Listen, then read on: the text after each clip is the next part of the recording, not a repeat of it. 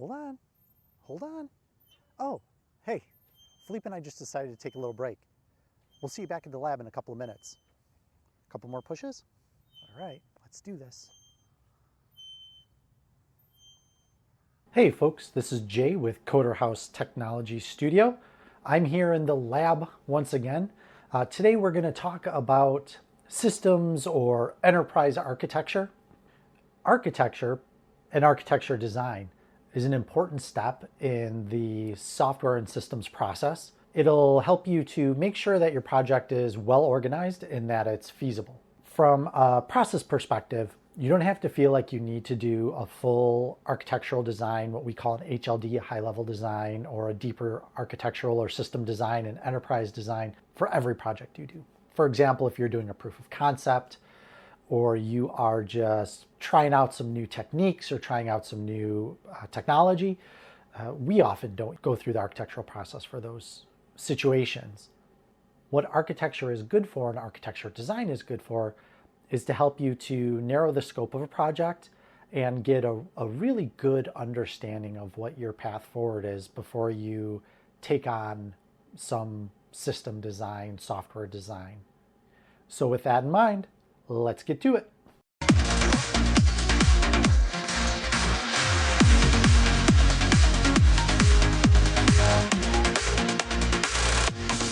During the design process, there are essentially three questions that we want to answer.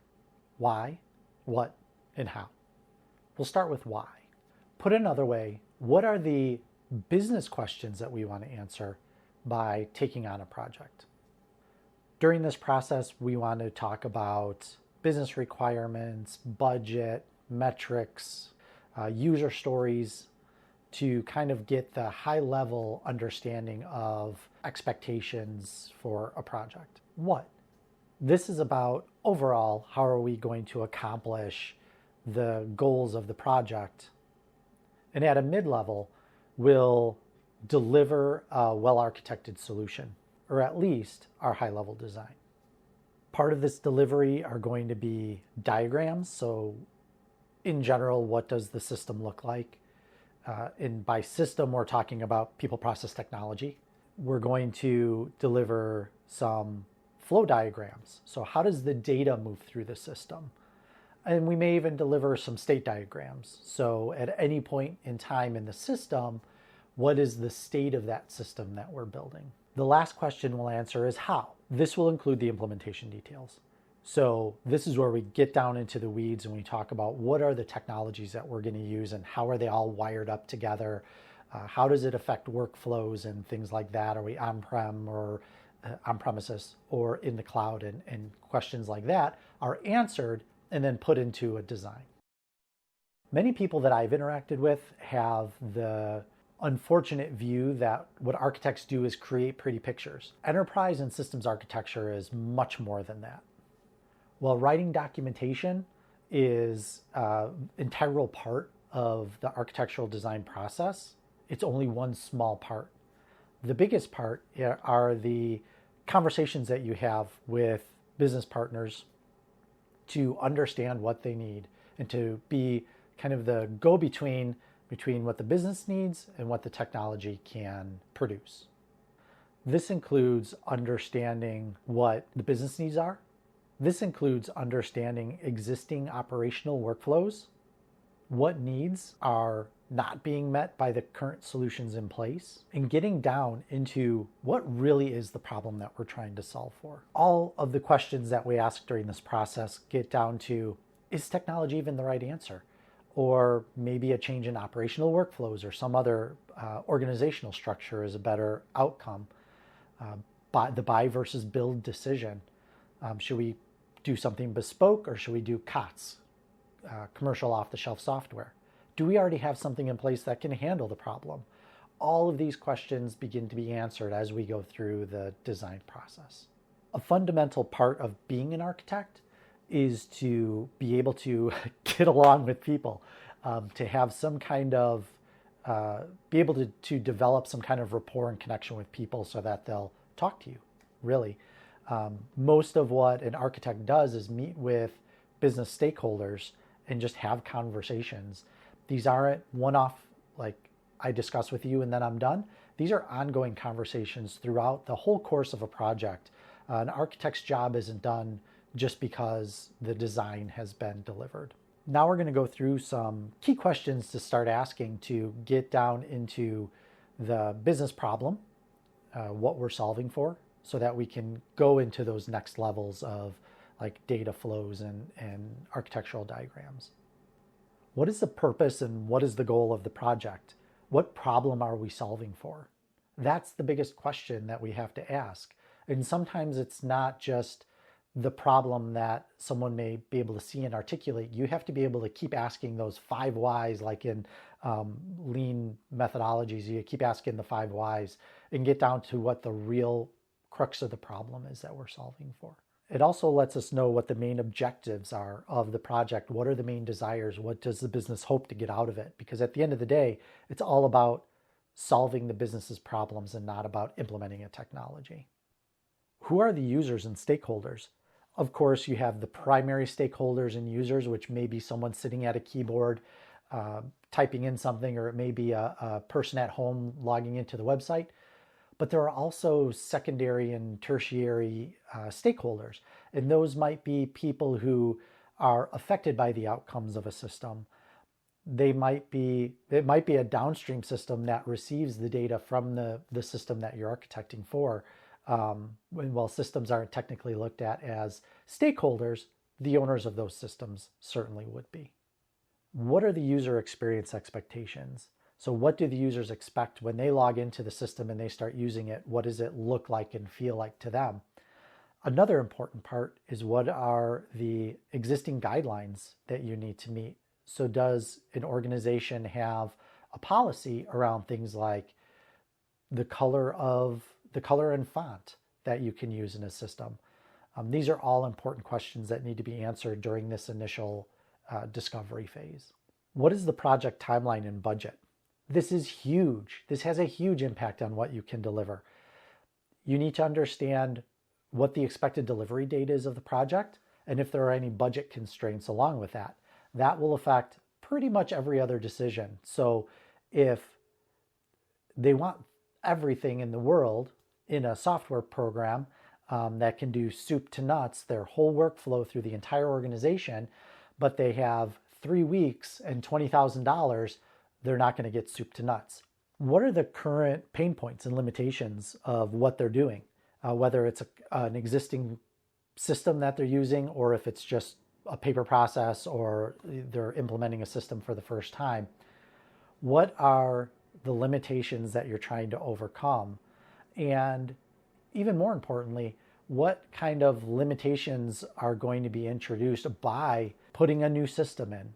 For example, maybe in the AI world, we think about delivering a solution that could take jobs. So that would be part of the conversation is, well, we implement this. Do you expect that there's going to be some type of reduction in force? How can we not do that? How can we retrain people to maybe be system custodians of the new system being implemented? What are the long-term plans and growth expectations, particularly when your system designs become large and expensive and take a long time to implement? You don't want something that's going to be out of date next year. So you have to think about the future. In architecture, we often think of availability, scalability, and security. This is around the scalability aspect of it. So does the system need to take into account changes in regulatory requirements, changes in the organization, or just changes in the world in general?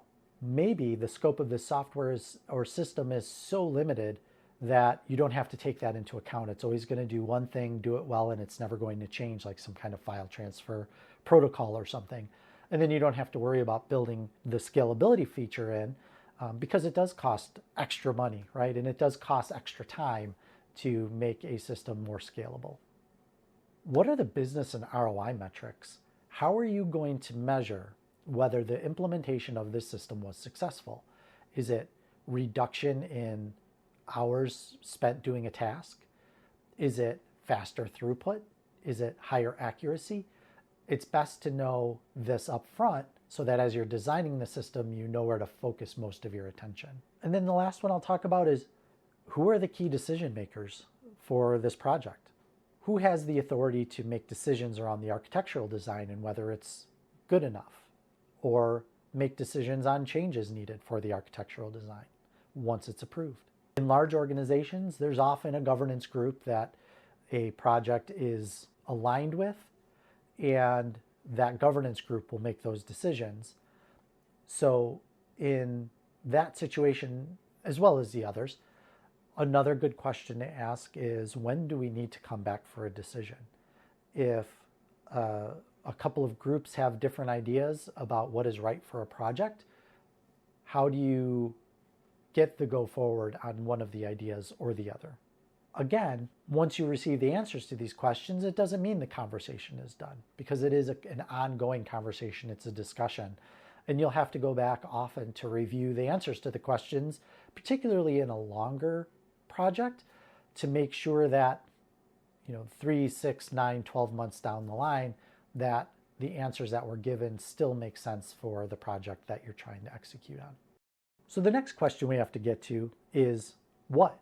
What exactly are we doing?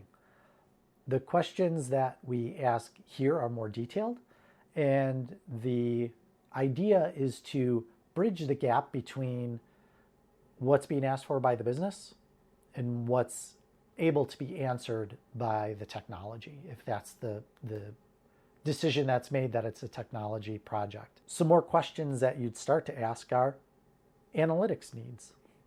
This is where we talk about what kind of reports and analytics does the organization need? Is it going to be batch, or will it be real time? You wouldn't want to spend the money and put the systems in place to do real-time analytics if a report is only needed every 3 months or the data isn't available on a daily basis. Business continuity needs. This is one that is often missed. You need to understand one of those other 3 pieces that we talk about as architects, and that's availability of a system. When a solution is unavailable, what is the impact to the business? And how do we mitigate any risk around that availability problem? The questions here will help us answer whether we need high availability, that is something like active-active, where we have 2 data centers that are always available and are serving requests. Active-passive, where one data center is available and serving requests while the other one sits idle, just waiting to be activated. Disaster recovery, which is very different than high availability.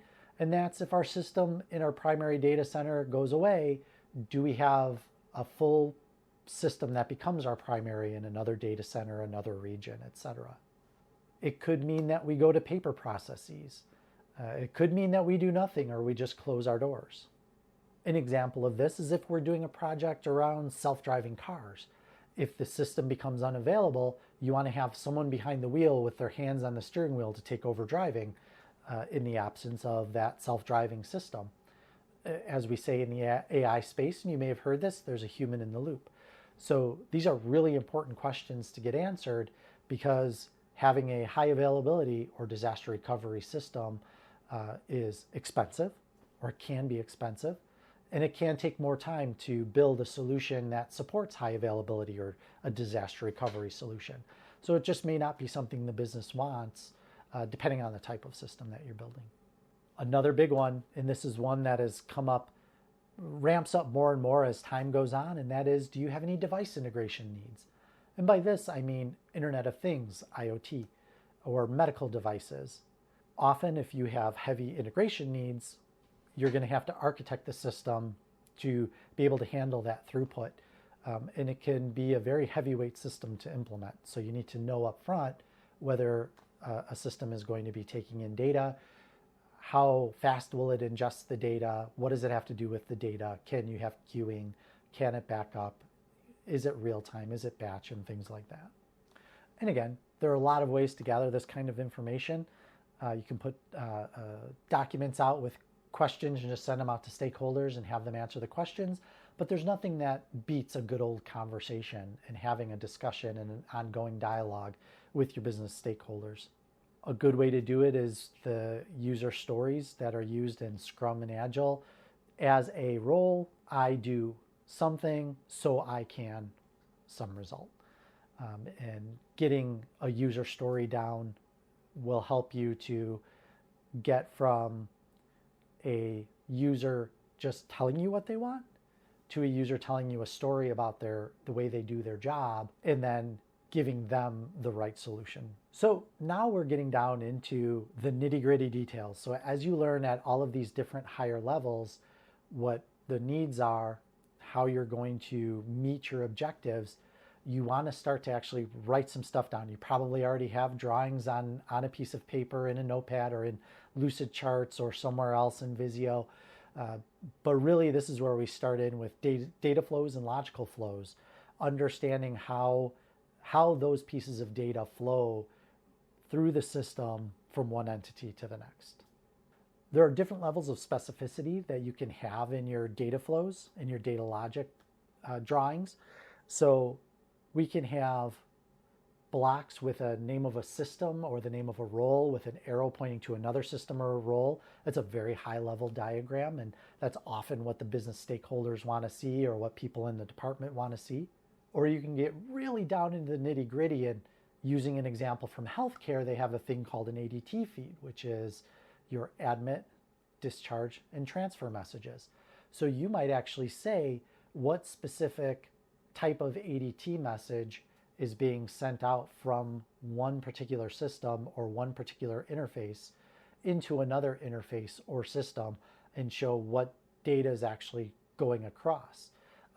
Are you only sending transfers to this system and only discharges here, but all ADT over to this other system? So the level of specificity you get into kind of depends on where you are in the process. We often start at that really high level and just show system is sending ADT to another system, and then we will at some point have to get deeper into those integration messages. And all of these questions that you answer around your data flows help you to understand the scope of your integration that you're going to need, the footprint that you're going to need from an integration standpoint when building a solution. Once we've met with the business owners and the users and we've started drawing our high-level diagrams, now we get into the real meat and potatoes of your solution and your architectural design, and that is how. What are the specific systems, users, workflows that are impacted, and how are you going to put those all together to make a solution? This will let you know what we call the app footprint or application footprint is. What are all of the systems that are impacted by implementing this? And by systems too, this could mean hardware needs. And as we mentioned previously, when you're talking to your business users and you're starting to think about, do we have something in the environment that fits this need? This is where you actually document whether you have something in your environment that fits the need. And if you have a complex system with lots of interactions, there may be some systems that will need to be developed bespoke, some systems that will need to be purchased, and some systems which already exist in your environment, and you're going to have to understand what that looks like and how those systems are impacted. So now we're documenting and drawing our technical design out, and this gives us the how. It talks about what hardware components are going to be affected or are needed for this solution. It talks about the component's functionality. What does each component in this system do for you to give you a good solution? Talks about your inputs and outputs, so really gets into the nitty-gritty. So I've mentioned a couple times, what are the functional requirements? What I'm asking is, what is the core functionality that a system needs to provide to users to satisfy what they're requesting? Are there any specific user workflows or use cases that need to be supported by functionality in that system? What are the non-functional requirements? This is where we dive into what are the performance expectations for a system in terms of response time, throughput, and latency. And again, going back to these three, are there any scalability, availability, security, reliability needs that we need to meet? I'll keep pushing this. What are the integration points? Are there any existing services, databases, or third-party systems that this new system needs to interoperate with? And then even getting down into with those systems that we need to integrate with, what data needs to be exchanged? And this gets into, what are our data requirements? What types of data are we going to store? How much data is expected to be stored as well as processed? Are there any data retention requirements or data privacy concerns? We talk about PHI, PII, SOC2. What needs to be in place to protect our data? With all of these questions answered, we start to really get an idea of where this needs to be hosted. What are our network needs from a bandwidth and availability perspective? What application type is this? Is this web-based? Is this mobile? Is this desktop? Is this a back-end server application? What are we developing? What are we designing for? What's our server platform? I know a lot of things are going to virtualization nowadays. There are some platforms that can't. There are lots of platforms that need to be on bare metal still. What do we need to do with our system? What server software types are we looking at?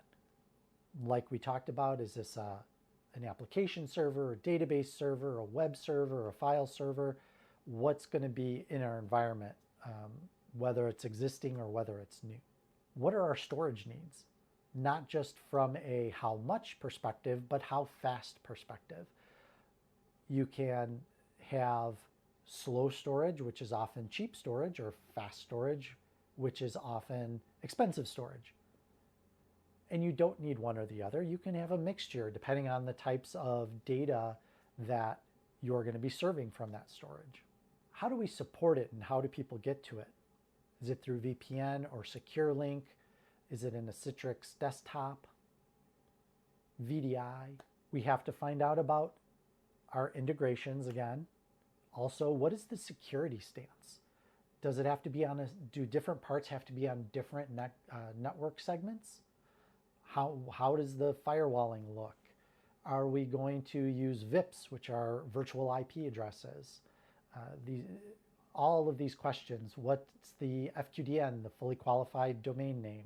Do we need to, and how do we retire or archive data? And then another part that's often missed, but is a key portion of an architect's job, is to look at what's going on in an organization and think about the dependencies to the project they're designing for. Are there other projects that may impact the project we're working on? Are there any changes in regulatory requirements coming up that may affect this project? All of this information will go into your design documents.